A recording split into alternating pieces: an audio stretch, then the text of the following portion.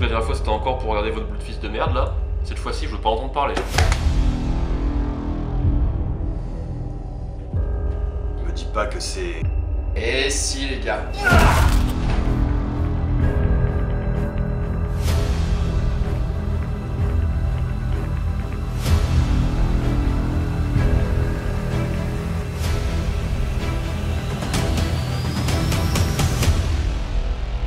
Ça enfoiré! Ta merde là! Ils ont trouvé Mike dans une impasse. En fait, c'est mon demi-frère, mais je lui donnais un rein entier. Ah, demi-frère, demi-poumon, je me fais pas arnaquer moi. Voilà, c'est votre frère. Adieu mon frère.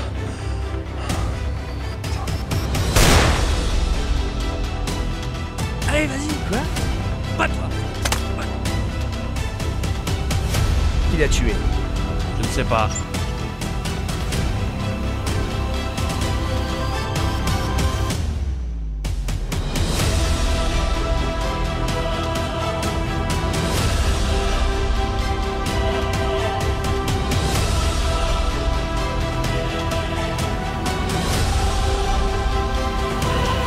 Et toi? Vous avez déjà entendu parler des gens qui boivent leur pisse?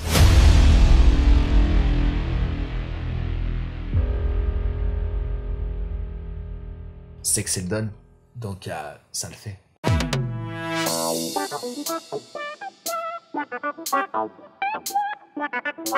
C'est les chroniques du nana.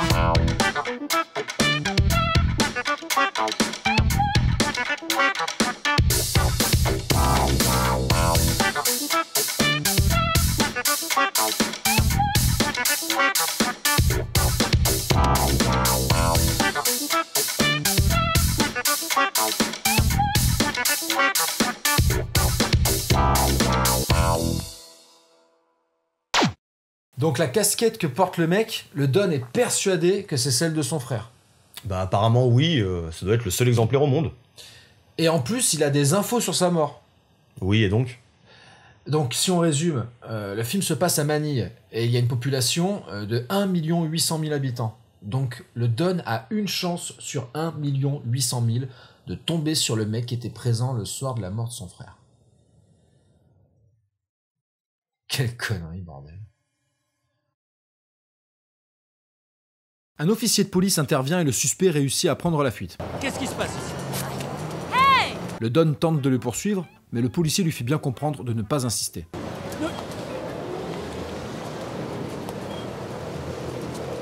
Ok, donc comme dans tous les films du Don, le méchant s'en va et c'est Don le poissard qui se fait arrêter. Ouais, et puis les flics apparemment ils rigolent pas, Manny, hein. Ça sort le flingue direct sans raison. Un peu agacé, le Don décide d'aller éclater quelques bouteilles histoire de se défouler un peu. Une fois sa petite crise de nerfs terminée, Don demande à Kwong s'il a entendu parler du serpent, que lui a mentionné l'homme à la casquette. Et comme toujours, Kwong reste ultra évasif dans sa réponse. Y a-t-il quelqu'un au Tachong appelé le serpent? C'est possible.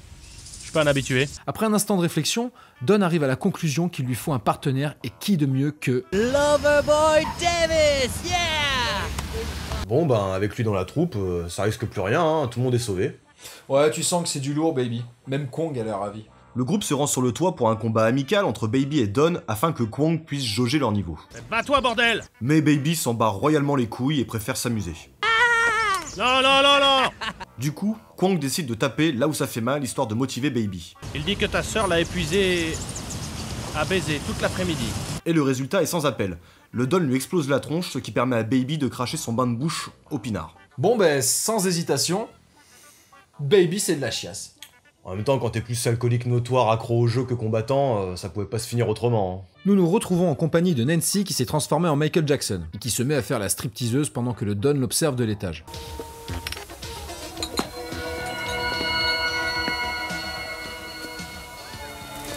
Mais dur métier que celui de stripteaseuse, et Nancy échappe de peu à une agression, stoppée net par le Don. Qui, en guise de remerciement, se fait engueuler par Nancy. Le lendemain, la phase finale de l'entraînement du Don commence avec la fameuse course des 3 km. Je suis prêt. Allez, va voir là-bas si je suis connard. Et t'auras une mangue. Putain, mais le mec, il est trop fier de lui, quoi. Il a couru 3 bornes comme un abruti. À ce rythme-là, il va pas devenir champion de kickboxing, hein, il va devenir champion d'athlétisme, plutôt, ouais. Bon. Jeune Lo, il va être temps pour toi de commencer ton entraînement afin de devenir un vrai combattant. Ouah, c'est génial. On commence par quoi? Les seaux d'eau pour ma force? Non, Alors, casser des vases posés sur un bambou? non, Ah, je sais. On va apprendre des nouvelles techniques sur l'homme en bois. non plus. Ben là, sérieux, je vois pas. Bah tu vas commencer par fermer ta gueule et aller me récurer les chiottes. En plus en ce moment j'étais une chiasse des enfers. Allez au boulot. Super, j'y cours. C'est comme mon Karate Kid. L'entraînement achevé, il est temps pour le Don de se rendre au Tachang. Avant le combat, Kwang dissimule la cicatrice de Don afin que l'adversaire ne puisse pas s'en servir. Ce que l'ennemi ne voit pas, il ne peut pas s'en servir. Et c'est la seule bonne idée du film d'ailleurs. Nancy passe faire un coucou et leur souhaite bonne chance. Bonne chance. Tous les deux. Pas besoin. Une fois les encouragements terminés, il va être temps de passer aux choses sérieuses. Ou pas. Et avec bout de fist, ce sera plutôt... Pas. Le premier combat du Tachang débute avec Baby, mais le Don se voit refuser l'entrée. Il a de la chance car un gamin va lui montrer un passage secret pour assister au combat, alors que le Don n'a rien demandé et ne le connaît même pas.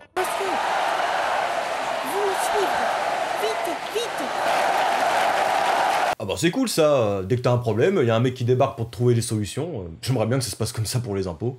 Bon, enfin, le mec qui va débarquer pour les impôts, théoriquement, c'est celui qui va te foutre dans la merde, mec. Baby arrive à gagner par on ne sait quel miracle. S'enchaîne une ribambelle de combats aussi inintéressants les uns que les autres, dont voici quelques extraits.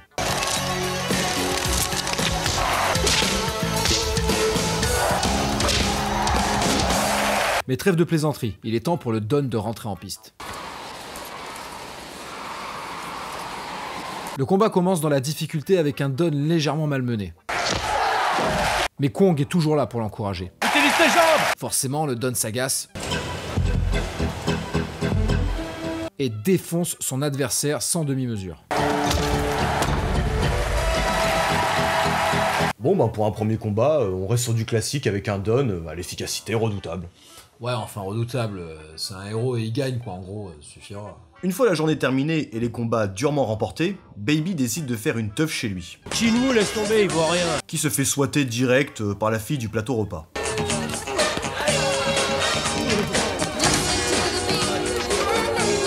Quant à Don, il vient de recevoir sa première paye. $1000 sur toi. Moins les 20% évidemment. Puis il part rejoindre Nancy sur le toit, lieu de toutes les rencontres, afin de conclure. Kwang pense que tu es amoureux de moi. Kwang a une grande gueule. Oublie ce que j'ai dit. Ou pas. C'est vraiment une habitude chez lui. Il décide donc de montrer son seum en enlevant son t-shirt.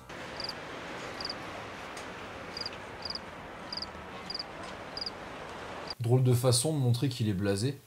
Ouais, moi je pensais, je sais pas, qu'il allait casser quelques bouteilles ou frapper le vent. Bon bah il se met à poil, chacun son truc, hein. Alexida, je sais que ça va être dur pour toi, mais il va falloir que tu participes à toutes les chroniques des Bloodfist. Tu n'as pas le choix. Quoi? Non, non, non. J'ai pas le choix. On va voir si j'ai pas le choix. Non, non. Vas-y, vas-y, viens là mon gars. Vas-y, oblige-moi pour voir. Finalement, le Don ne se laisse pas abattre et rejoint Nancy en passant par la fenêtre, et finit par avoir ce pourquoi il était venu.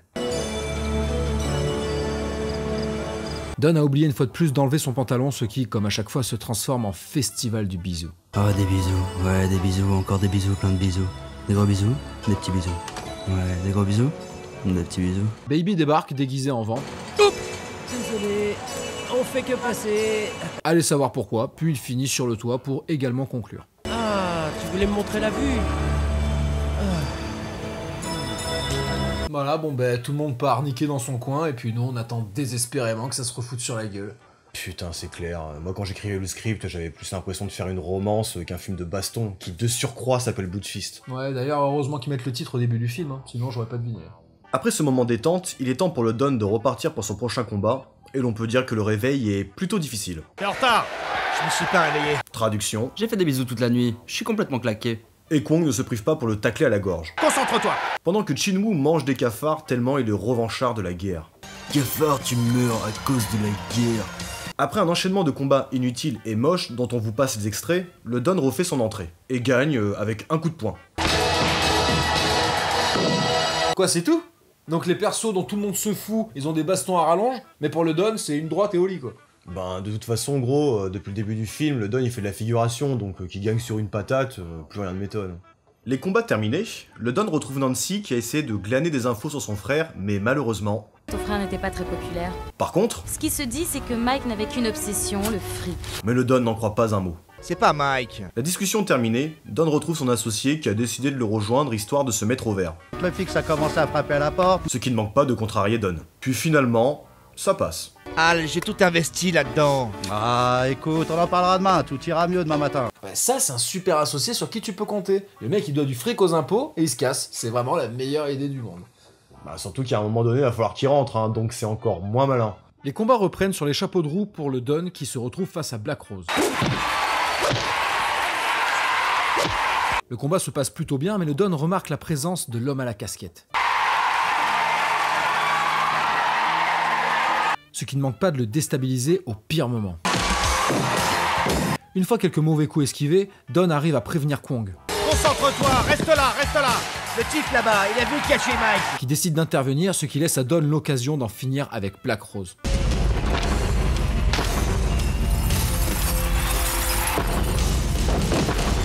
Quant à Kwong, il a réussi à obtenir un rendez-vous avec l'homme à la casquette. Il s'appelle Lee, tu le verras ce soir.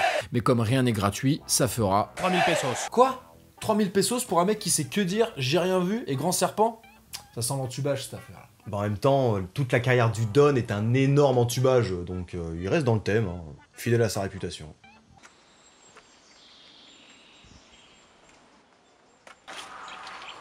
On m'a dit que tu savais quelque chose. Parle-moi de mon frère. Je ne sais rien.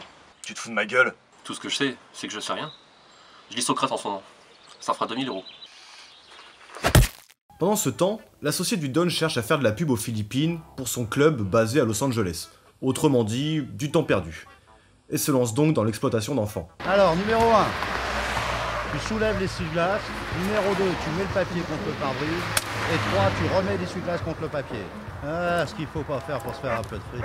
Don et Kwong se rendent donc au lieu du rendez-vous dans un immeuble occupé par des gosses fumeurs de crack. Puis ils tombent sur l'homme qui ne pourra plus dire grand-chose. La police prévenue, Kwong dit à Don de fuir. La police, tire-toi. Et par chance pour lui, les policiers sont myopes.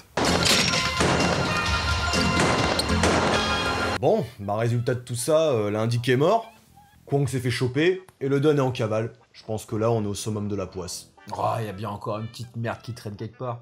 Et dans ce cas précis, le sort continue à s'acharner et jette son dévolu sur Baby qui se retrouve face à Chin-Woo. Allez, c'est parti pour la branlée. Puis pour finir en beauté, Chin-Woo termine le travail car il en a marre de s'amuser et nous aussi au passage.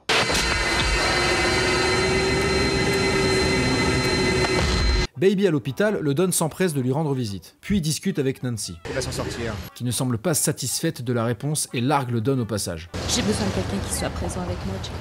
Ah bah non, c'était pas tout à l'heure le summum de la poisse. Oui, mais dans une logique nanardesque, à partir de maintenant, ça devrait vite s'arranger. Son célibat retrouvé, le Don se fait arrêter par les flics, mais reste serein. Allez, on y va. Mais qu'est-ce qui se Rentre dans la passe? voiture. Pourquoi vous m'embarquez? Kwong, qui vient d'assister à la scène, s'isole dans un coin et injecte un produit inconnu dans une mangue, et part rejoindre Don au poste de police. Sur place, Kwong lui explique ce qui va se passer avec une VF de qualité. Je peux te dire que tu es dans de beaux draps, mon ami. Le flic vérifie bien que c'est une mangue pendant que Kwong donne discrètement la clé de la cellule à Don. Voilà, pour ton âme, et je t'offre cette mangue.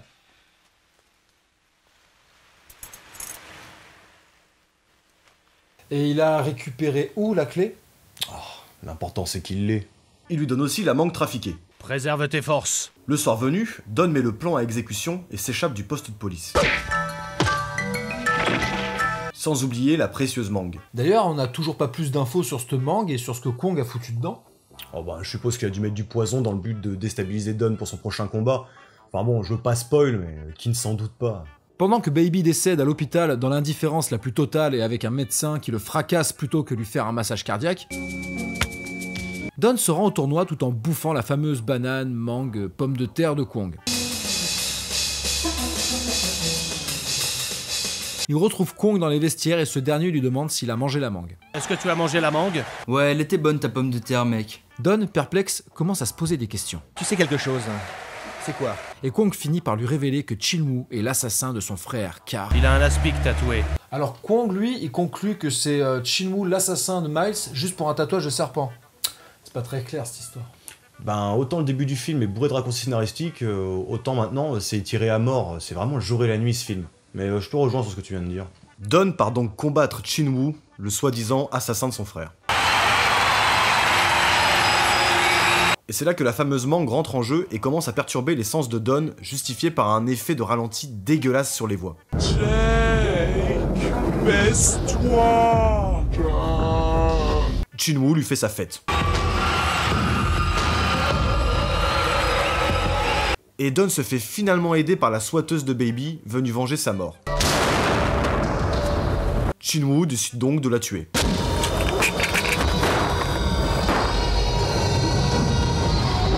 Don, fou de rage, défonce Chin-woo à son tour. Et finit le combat avec un souvenir prélevé sur Chin-woo.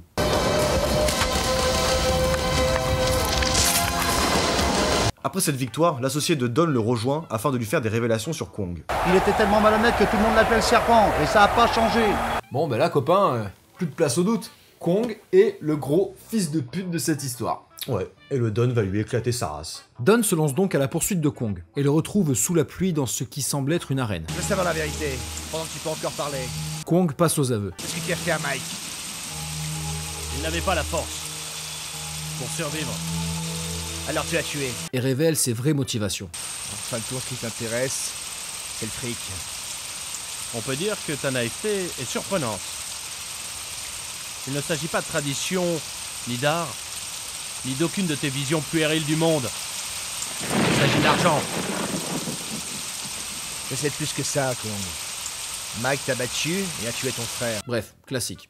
Le combat final peut donc commencer et l'on peut dire qu'il ne remonte pas le niveau du film.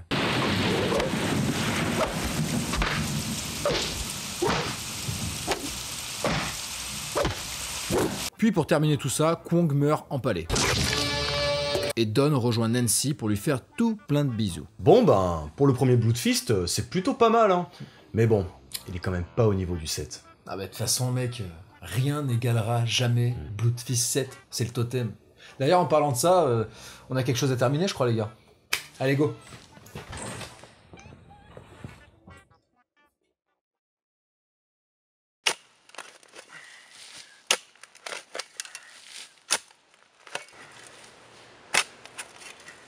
Finalement, ça s'est bien passé le visionnage de ce Bloodfist. C'était sympa. Hein. Ouais, c'était pas mal, ouais. Je me suis juste évanoui 2-3 fois, mais dans l'ensemble, c'était cool. Bon bah voilà copain, une bonne chose de faite en espérant que ça t'aide à aller mieux. Ouais, bah tu vois, rien que le fait de plus voir cette jaquette dégueulasse, ça va beaucoup mieux. Les gars! Les gars! Ah putain, ils sont là. Ah, putain les gars! Qu'est-ce que vous avez fait du film? Bah comme convenu, Alex vient de l'enterrer. Ah ouais? Et pour la présentation DVD, on fait comment sans le film? Bande de gros malins.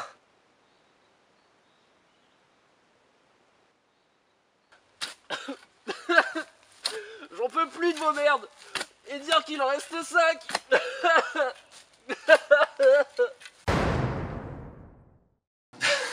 Putain, pourquoi je fais ça? Oh le regard sur le côté quoi. T'inquiète, une fois que ce sera monté, ce sera moins ridicule, Alex.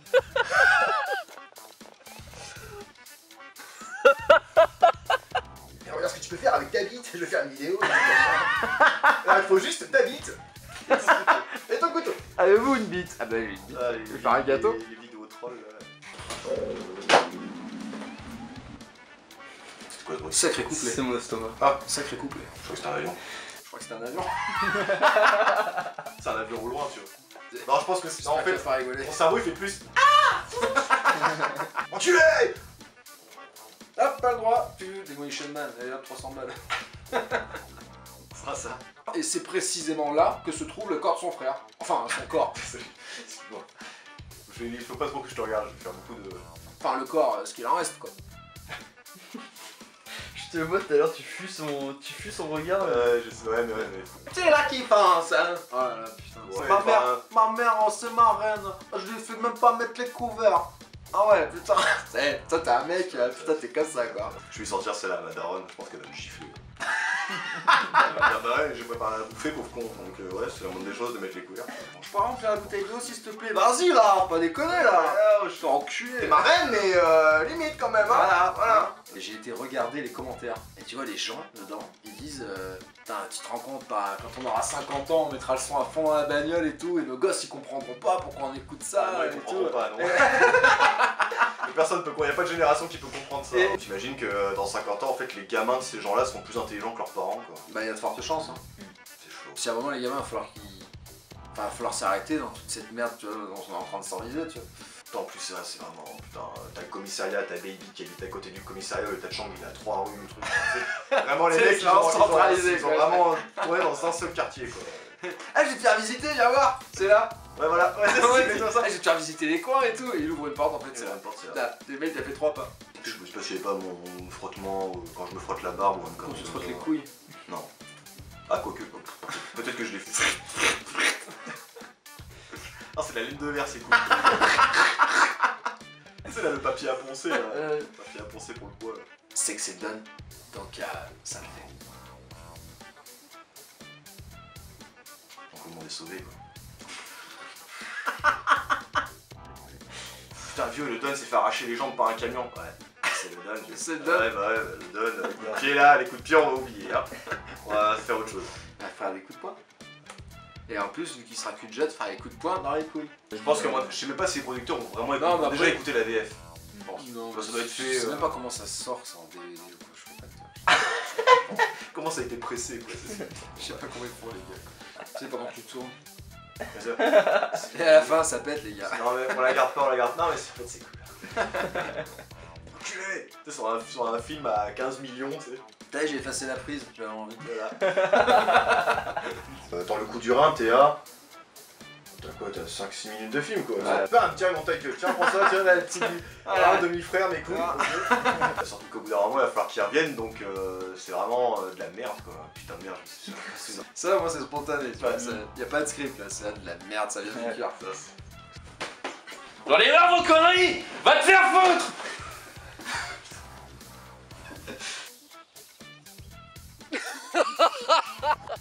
Espérons que ça t'aide à aller mieux. Ouais, bah je sais plus mon texte. Ah merde! Je suis désolé. Dire qu'il en reste 5! Faut que tu continues de pleurer. Ah oui, bah oui. Eh oui. Alors toi, t'as le sac de la. C'est pas grave, on te voit pas, tu peux rire. Ah oui, faut qu'il rigole pas. Très bien. C'est que ça dessine des billes. Ouais, il dessine des trucs. Il se concentre. Là, vous partez bien sur la piste, c'est cool. Et pourquoi pas, quand la caméra apparaît, justement, vous passez mon fameux truc de se torcher le cul avec du hou. Il y en a un qui dit, bah, d'ailleurs, moi j'ai entendu dire qu'apparemment se torcher le cul avec. Ou des ronces, tu vois. Se torcher le cul avec des ronces, apparemment, c'est super efficace, c'est efficace et c'est sain. Non, mais arrête tes conneries ici, je te jure. Putain, c'est quelle connerie. Et là, on peut couper, tu vois.